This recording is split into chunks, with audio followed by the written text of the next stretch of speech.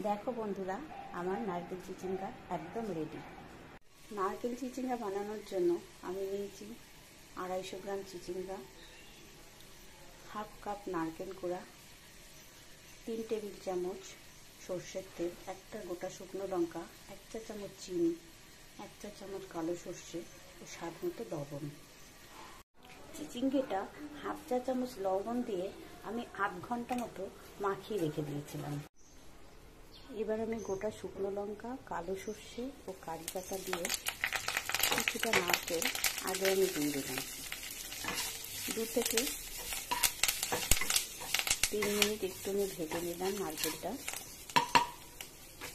এরপর আমি জল চিপে চিপে চিচিঙ্গাটা এর মধ্যে দিয়ে ভালো করে মিশিয়ে নেব।